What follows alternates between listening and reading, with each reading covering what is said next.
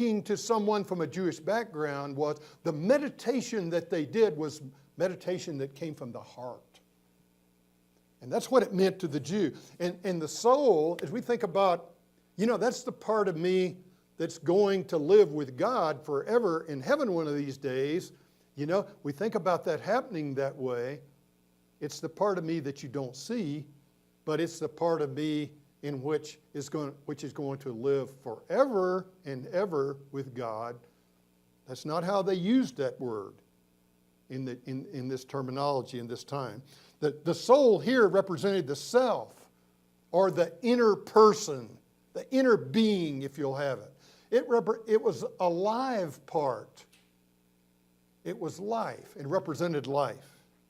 And then the mind, to those in the Jewish culture at that particular time, represented rational understanding.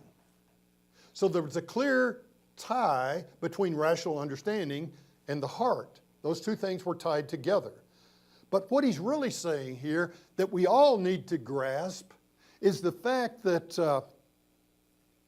love God totally. Love Him wholly. That gives us a whole different perspective to life. And we think about the 10 Commandments. The first 4 of those commandments were related directly to our relationship to God, were they not?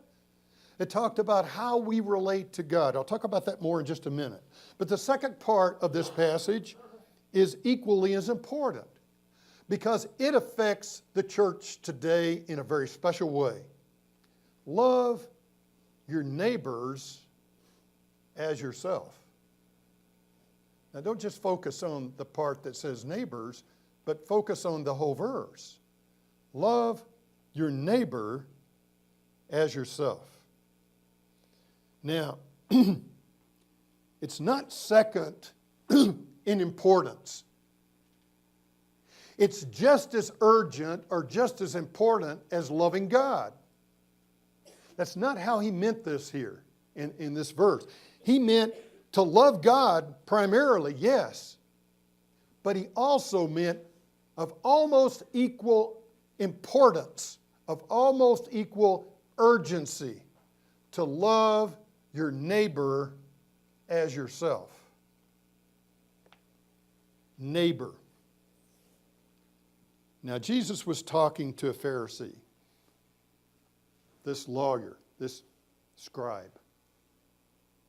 And how he thought of a neighbor was very different than how Jesus defined and thought of a neighbor. This man thought of a neighbor. Pharisees thought as another Pharisee as being their neighbor. They wanted to pick and choose who their neighbors were. And I'm not talking about now someone to live next door to them. That's not what I meant. Someone to relate to as you would relate to a true friend or a true neighbor. So the Pharisee thought one thing, but that's not what Jesus meant. Because if you look in Luke chapter 10, where the same confrontation is recorded between Jesus and this scribe, you'll find that Jesus defines for him at that particular point in time exactly who is my neighbor. Because this man came back to Jesus in Luke chapter 10, and he said to him, to try to justify himself, who is my neighbor? Who's really my neighbor? And you remember what Jesus did? He told him the story of the Good Samaritan. And the bottom line of the story of the Good Samaritan is that anyone, even someone that caused you to cross cultural lines that was in need, was your neighbor. See, the Jews did not like the Samaritans, nor the Samaritans the Jews. The Samaritans were like, they called them half-breeds. They were part Jew. And so they really didn't love one another. They didn't really get along with one another. And oftentimes when the Jews in that day and time, in Jesus' day, were traveling, they'd walk miles and miles and miles to walk around the area of Samaria, just so they wouldn't walk through where the Samaritans lived, for fear some of that might rub off on them. But Jesus said to him, no, this lawyer, this scribe. Now, your neighbor that you're supposed to love is anyone who has a need. If you recall that story of the man referred to as the Good Samaritan, he took from his own. He took his time. He took from his own possessions. And he cared for the man who was beaten and left for dead by the robbers by the side of the road. And he took him to an inn. And he paid the innkeeper to care for him and to take care of him. And he said, if it takes more money than this, when I return, this was a salesman who traveled that route frequently, and he knew that innkeeper. When I return, if it's cost you more money, I'll pay you whatever it is that it costs. Just take care of this man because he's my neighbor. Wow. Self. What about self? Do you love yourself? Do you love yourself? It's okay to love yourself with the right kind of love. Now, there are two kinds of love. One kind of love, when it comes to self, is kind of a love of depravity. That kind of love is not good. It's not healthy. It's not the kind of love that anyone should have for themselves. But then there's the godly type of love that all people should have for themselves, and especially people in the church. A healthy Jesus type of love for yourself. Really what it meant was, it comes from the word agape. I had the privilege this last week of going and teaching in a conference at Agape Outpost. I like the name of that church. It's in Breckenridge. It means the love outpost. That's what it means. Agape.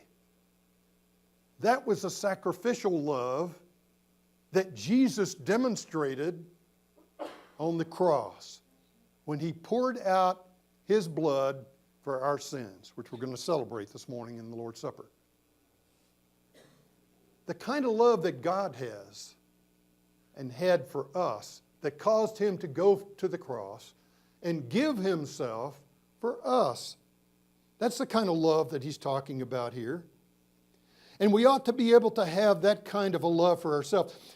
One commentary said it's like being true to yourself. Are you true to yourself? Do you view yourself as God views you? You should.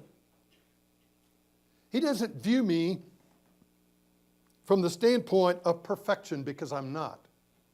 He views me from the perspective of being a saved sinner that Jesus died for on a cross, because that's what I am.